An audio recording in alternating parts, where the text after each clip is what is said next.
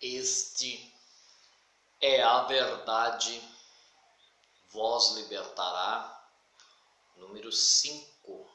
Mas a verdade, tal como ela o é e sempre foi.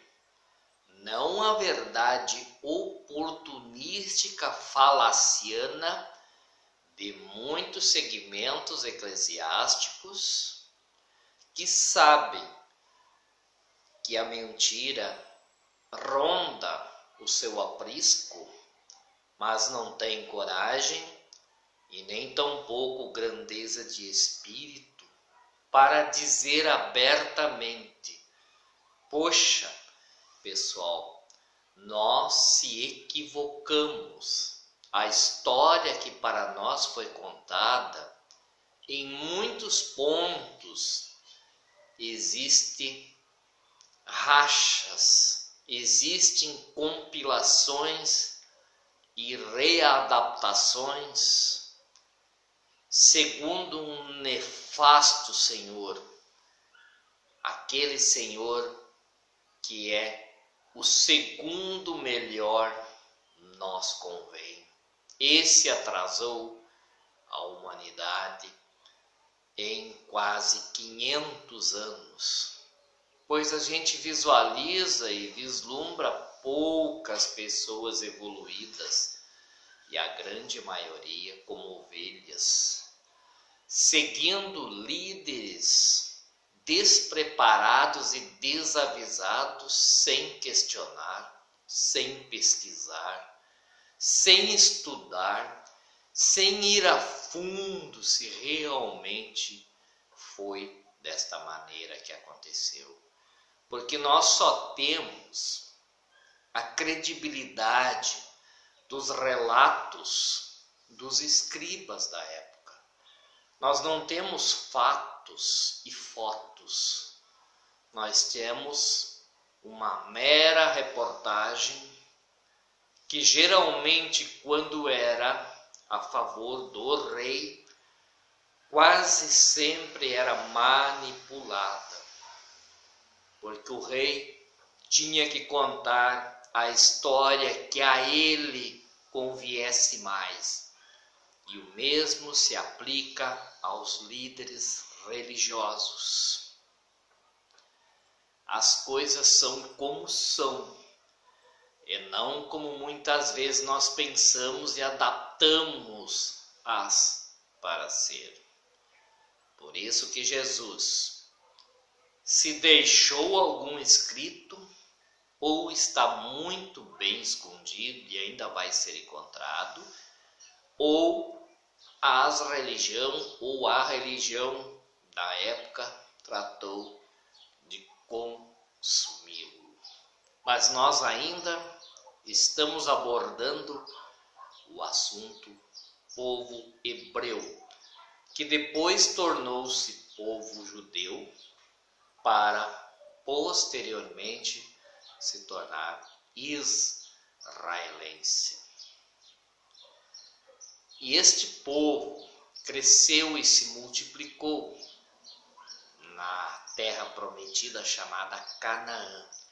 Mas devido à sua arrogância, devido à sua intolerância religiosa e devido a estarem servindo alguém diabólico como Deus, encontrou asco e aversão de muitos outros povos, porque ele tentava de qualquer maneira espargir e expandir a sua filosofia como sendo a única. E todos aqueles que não aceitavam a conversão para as leis do judaísmo eram considerados inimigos. O argumento que muitos crentes utilizam, mas eles não obedeciam. Mas ninguém nesse mundo, em mundo algum, é obrigado a dizer amém para éditos de um credo, porque não existe o credo oficial ainda, não foi encontrado, não foi descoberto. Ele é a junção de todos os credos. Quando houver a unidade de um só rebanho e um só pastor, e amai-vos uns aos outros, como brilhantemente o Mestre falou, poderá-se chegar a um conglomerado de conhecimentos bem melhorado. Ainda não será toda a verdade, porque nós ainda estamos garimpando aqui na Terra. Nós ainda temos tempo na incansável busca do conhecimento. Mas muitos, infelizmente, não querem tomar conhecimento, porque eles estão muito envoltos com as futilidades planetárias as quais ficarão aqui na Terra. E pouca importância estão dando para aqueles ensinamentos, aquele aprendizado que é o único qual poderá levar no seu alforje para o mundo extrafísico, que é iminentemente que ele fará a sua chamada. E este povo muitas vezes foi conquistado por outros povos. Esse povo, o qual se intitula Menina dos Olhos de Deus, e eu digo que a menina dos olhos de Deus é todos os povos desta terra, e não somente este povo, que só foi conduzido a sofrimentos, a agruras, a desprezos, e resgata karmas, porque eles também fizeram maldades, eles também cometeram muitas atrocidades ao longo do tempo, quantos apedrejamentos, quantas injustiças eles cometeram, como é o caso daquele irmão que no sábado seus filhos estavam chorando de fome e o miserável foi no mato recolher alguns gravetinhos para fazer um fogo, para quem sabe fazer uma polenta para os seus filhos. E os incautos, os sacerdotes de Baal, viram ele fazendo isso. Ou alguém denunciou ele ao templo e ele foi conduzido à força, arrancado de dentro de casa e feito uma espécie de julgamento que esperava o veredito do tal de Deus. E o tal de Deus, o cruel e sanguinário, o condena à morte. Não pensaram na sua esposa, não pensaram nos seus filhos, não deram a mínima assistência, dane-se, simplesmente ceifar uma vida em nome de um falso Deus. Como isso é verdadeiro, meus amigos? Abra teus olhos, abra os ouvidos moucos, retire este véu da ilusão que nos cega secularmente.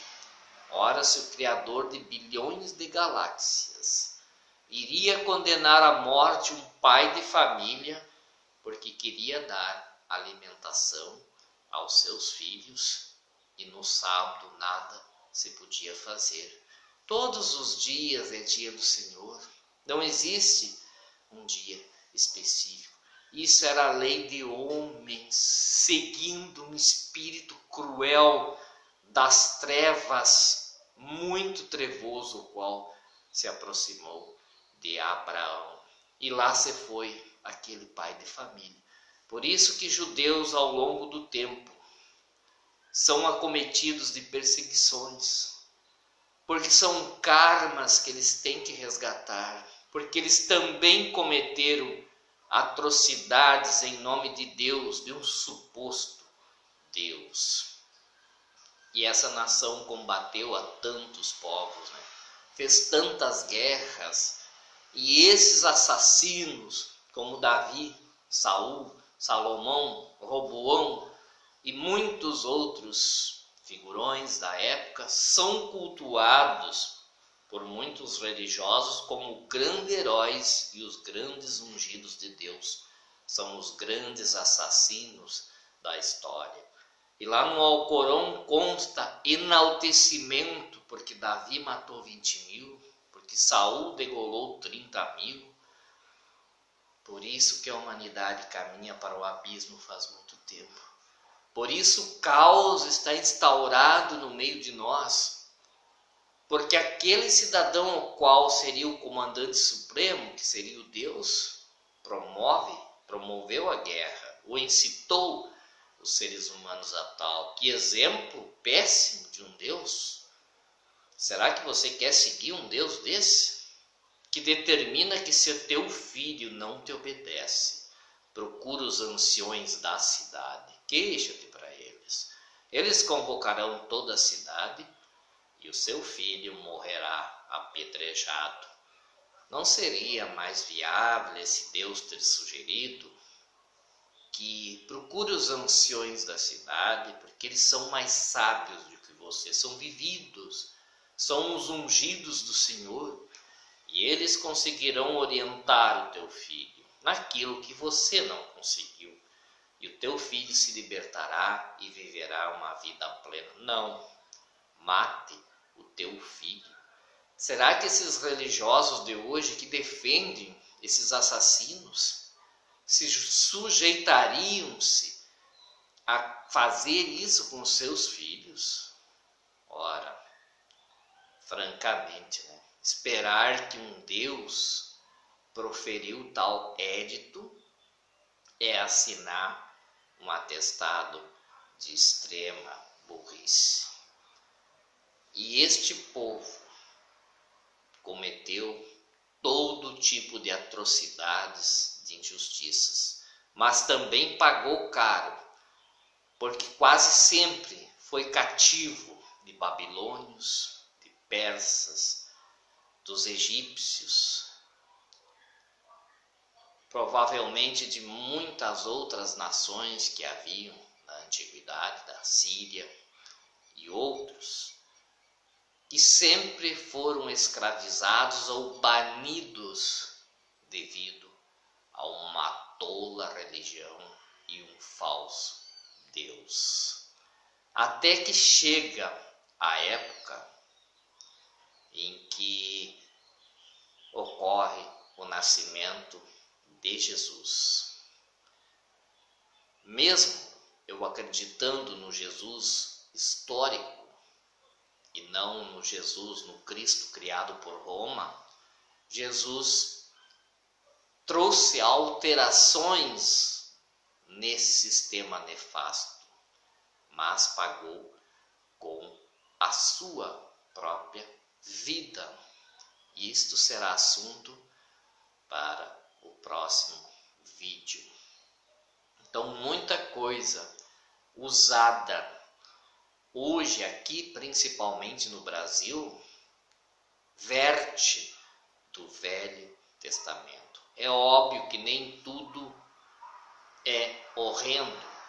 Eu separaria em torno de 10% de aproveitabilidade deste material. E que nunca deveria de constar junto com o Novo Testamento. Vinho e vinagre não configuram. Mas o constar do Velho e do Novo Testamento junto foi sim um ato político e não de fé. Foi a forma que Constantino achou para apaziguar conflitos que havia entre judeus e cristãos. Aí, por bem, ele aproveu que conste a história antiga junto à história a qual verte a partir de Jesus. Na verdade, era para haver a separação do trigo e do joio, porque Jesus não compactuou, embora os escritores coloquem alguma parte que ele diz que a lei teria que ser cumprida.